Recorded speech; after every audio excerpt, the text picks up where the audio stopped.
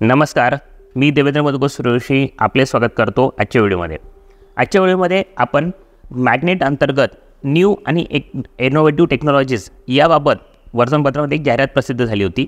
त्या अंतर्गत काही स्पेसिफिक नवीन टेक्नॉलॉजीज आहेत की ज्या नवीन टेक्नॉलॉजीचा फार्मा प्रोड्युसर कंपन्यांना घ्यायचे असतील तर त्यासाठी त्यांना अर्ज करण्यासंदर्भात ही जाहिरात प्रसिद्ध झालेली होती। या जाहिरातीनुसार 2 मे 2024 पर्यंत या योजनेअंतर्गत ज्यांना लाभ घ्यायचा आहे त्यांनी ते अर्ज करायचे आहेत। याबाबत ही जाहिरात प्रसिद्ध झालेली होती, त्याबाबत आपण आजच्या व्हिडिओमध्ये माहिती घेणार आहोत। तर मग चला सुरू करूया। सगळ्यात आधी मी आपल्या सगळ्यांची माफी मागतो। ही ॲक्च्युली जाहिरात येऊन खूप दिवस झालेले आहेत आणि अर्ज करण्यासाठी थोडाच वेळ उरलेला आहे। असं असताना मी हा व्हिडिओ आधी घेऊन जायला पाहिजे होता आपल्या चॅनलवर, परंतु याला उशीर झाला। काही कारणं आहेत त्यामागे, परंतु मी त्यासाठी आपली माफी मागतो। एक एक करून हा विषय काय आहे तो आपण समजून घेऊयात। यामध्ये पहिला विषय आहे की मॅग्नेट अंतर्गत न्यू आणि इनोव्हेटिव्ह टेक्नॉलॉजीज करता अर्ज मागवण्यात आलेले आहेत। न्यू आणि इनोव्हेटिव्ह टेक्नॉलॉजीजमध्ये काही स्पेसिफिक 11 वस्तू त्यांनी कन्सिडर केलेल्या आहेत। त्या जर तुमच्या शेतकरी उत्पादक कंपनीला, शेतकरी उत्पादक संस्थेला खरेदी करायच्या असतील तर त्यासाठी या योजनेअंतर्गत 60% 60% अनुदान मिळणार आहे, सबसिडी मिळणार आहे आणि आपण त्याचा लाभ घेऊ शकतो। जे 60% अनुदान मिळणार आहे ॲक्च्युली ते 2 टप्प्यामध्ये मिळणार आहे। त्याच्या 50% रक्कम आधी, म्हणजे ज्यावेळेस आपल्याला प्रकल्पाची अंतिम मंजुरी मिळेल त्यावेळी आपल्याला एकूण अनुदानाच्या 50% रक्कम आपल्या बँक अकाउंटमध्ये जमा करण्यात येईल। ती रक्कम, उर्वरित रक्कम आपण बँक कर्ज स्वरूपामध्ये किंवा आपल्या स्वतःचं भाग भांडवल म्हणून आपण ती रक्कम उभी करू शकतो। आणि त्यानंतर जेव्हा प्रकल्प पूर्ण होईल त्यावेळेस त्यांचं इन्स्पेक्शन होईल, त्यानंतर आपल्याला या योजनेचा उर्वरित 50% अनुदानाचा हप्ता तो आपल्याला देण्यात येईल। म्हणजे असं 2 टप्प्यामध्ये ही अनुदान आपल्याला मिळणार आहे। ॲक्च्युली याच्यातलं अपफ्रंट सबसिडी जे आधीच प्रोजेक्ट सुरू होण्याच्या आधी मिळणारं जे अनुदान आहे ते आपल्याला 30% मिळणार आहे व उर्वरित 30% हे आपल्याला प्रकल्प पूर्ण झाल्यानंतर मिळणार आहे।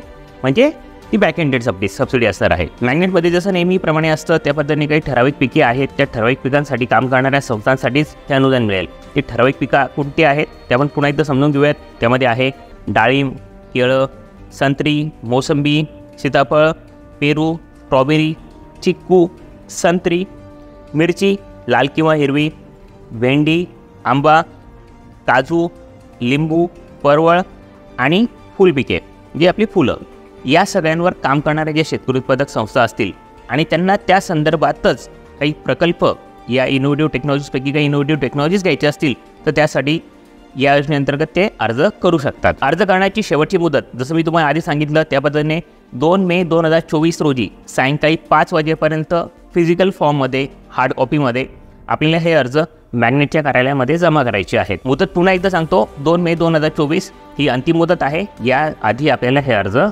जमा करायचे आहेत। या योजनेअंतर्गत अर्ज करण्यासाठी पात्र संस्था कुठल्या आहेत त्या पण समजून घेऊयात। यामध्ये आहे शेतकरी उत्पादक कंपनी, शेतकरी उत्पादक सहकारी संस्था, त्यासुद्धा या योजनेअंतर्गत अर्ज करू शकतील।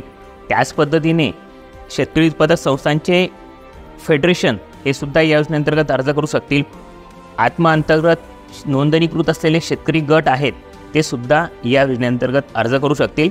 आणि माविममधील म्हणजे महिला आर्थिक विकास महामंडळामधील बचत गटांचे जे काही फेडरेशन आहेत, क्लस्टर आहेत ते सुद्धा या योजनेअंतर्गत अर्ज करू शकतील। या संस्थांनाच या योजनेअंतर्गत अर्ज करता येईल, या व्यतिरिक्त इतर कोणत्याही संस्थांना या योजनेअंतर्गत अर्ज करता येणार नाही।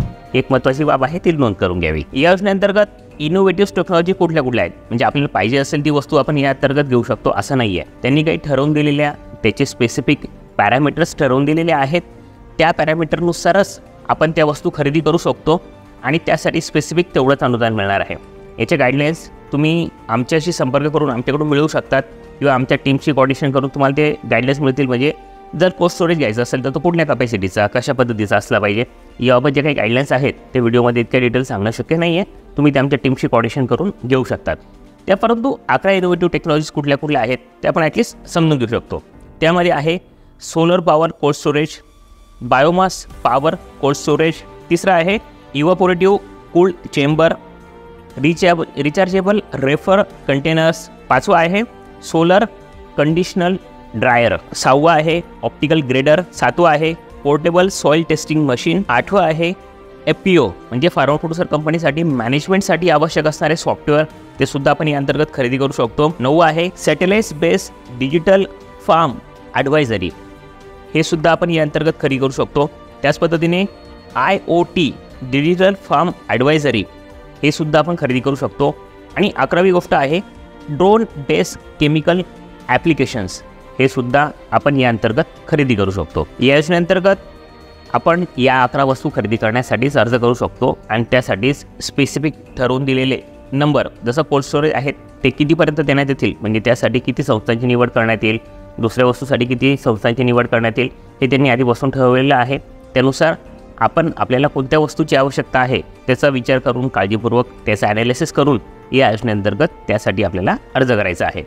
या योजनेअंतर्गत अर्ज करताना एलिजिबिलिटी क्रायटेरिया आहेत, म्हणजे ते जर आपण क्रायटेरिया पूर्ण करत असू तरच या योजनेअंतर्गत आपल्याला अनुदान मिळू शकतं, अन्यथा आपला अर्ज नामंजूर होईल, रिजेक्ट होईल किंवा आपल्याला अनुदान मिळणारच नाही. ते एलिजिबिलिटी क्रायटेरिया काय आहेत ते खूप महत्त्वाचे आहेत, ते समजून घेऊयात. त्यामध्ये आपली संस्था ही नोंदणीकृत असली पाहिजे, म्हणजे आपल्याकडे रजिस्ट्रेशन सर्टिफिकेट असलं पाहिजे, ते साहजिकच आपल्या सगळ्यांकडे असेलच. त्याच पद्धतीने आपल्या संस्थेचे किमान 1 वर्षाचे ऑडिट झालेले असले पाहिजे, हे अत्यंत आवश्यक आहे आणि महत्त्वाचे आहे. या ऑडिटमध्ये काही गंभीर शेरे ऑडिटरने त्यामध्ये रिमार्क दिलेले नको, ते सुद्धा आपण तपासून घ्यावं. त्याच पद्धतीने मागील 3 वर्षामध्ये किमान 1 वर्षामध्ये 5 लाख रुपयाची किमान आर्थिक उलाढाल ही असली पाहिजे. हा अत्यंत महत्त्वाचा आणि आवश्यक बाब आहे, तो आपण आधी चेक करून घ्यावा. आपल्याला बँकेचं कोणतं कर्ज थकीत नको, NPA नको, ते पण आपण पाहून घ्यावं. त्याच पद्धतीने आपल्या शेतकरी उत्पादक संस्थेमध्ये किमान 250 सभासद हे असले पाहिजे, हे आवश्यक आहेत. इथे ही महत्त्वाची बाब आहे, लक्षात घ्या. जर फेडरेशन असेल तर त्याच्या किमान 10 शेतकरी उत्पादक संस्था या सभासद असल्या पाहिजेत आणि त्यांचे सगळ्यांची मिळून एकूण सभासद संख्या ही 2000 पर्यंत असली पाहिजे. लक्षात घ्या, फेडरेशनचे सभासद हे 10 शेतकरी उत्पादक संस्था असल्या पाहिजेत आणि त्या 10 उत्पादक संस्थांचे एकत्र मिळून किमान 2000 सभासद हे असले पाहिजे, हे आवश्यक आहे. त्याच पद्धतीने त्या अर्जदार जी काही संस्था आहे तिच्या जे काही सभासद आहेत त्या सभासदांपैकी 60% सभासद आपण जे काही पीक निवडलं आहे त्या पिकाचं उत्पादन घेणारे ते असले पाहिजेत. तसं डिक्लेरेशन आपल्याला अंतर्गत द्यायचं आहे. त्यामुळे आपल्या भागात जे पिकतं किंवा ज्याचं उत्पादन होतं तीच पिकं आपण निवडावीत, हे माझं आपल्याला रेकमेंडेशन असेल. त्याच पद्धतीने आपल्याकडे म्हणजे संस्थेकडे किमान प्रकल्प किमतीच्या किमान 20% इतकं स्वतःचं भाग भांडवल हे असलं पाहिजे, ते आवश्यक आहे. जे समजा तुम्ही या योजनेअंतर्गत 1 कोटीपर्यंतचा प्रकल्पासाठी अर्ज करत असाल तर त्या अंतर्गत आपल्याला कमीत कमी 20 लाख रुपये हे आपलं पेडअप शेअर कॅपिटल, आपलं वसूल झालेलं भाग भांडवल हे असलं पाहिजे. हे क्रायटेरिया आपण तपासून अर्ज करावेत. या अर्ज केल्यानंतर हे सगळे आपण पूर्ण केलेत म्हणजे आपल्याला अनुदान मिळेल असं नाही आहे. ही एक कॉम्पिटिटिव्ह ॲप्लिकेशन करण्याची पद्धत आहे. या योजनेअंतर्गत मॅग्नेटकडे जे काही ॲप्लिकेशन्स येतील त्या सगळ्या ॲप्लिकेशन्सला ते काही मार्किंग करतील, गुण देतील आणि त्यापैकी ज्या चांगल्या संस्था असतील त्यांचीच निवड याच्यामध्ये करण्यात येणार आहे.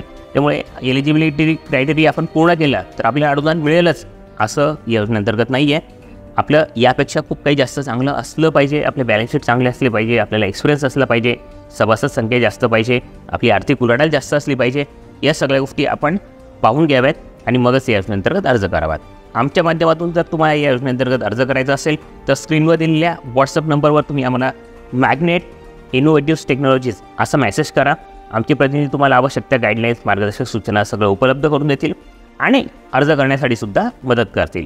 आजच्या व्हिडिओमध्ये एवढंच. या व्हिडिओची माहिती तुम्हाला आवडली असल्यास या व्हिडिओला लाईक करा. जास्तीत जास्त शेतकरी उत्पादक कंपन्यांपर्यंत हा व्हिडिओ शेअर करा, जेणेकरून त्यांना या विषयाची माहिती होईल, कारण की वेळ खूप कमी उरलेला आहे. आणि अशाच पद्धतीने उद्योग व्यवसाय संदर्भात व्हिडिओज पाहण्यासाठी आमचे चॅनल सबस्क्राईब पण करा, बेल आयकॉन पण दाबा, जेणेकरून आम्ही कुठलाही व्हिडिओ अपलोड केल्यास त्याचं नोटिफिकेशन तुम्हाला लगेच मिळेल. आपण हा व्हिडिओ पूर्ण पाहिलात यासाठी धन्यवाद.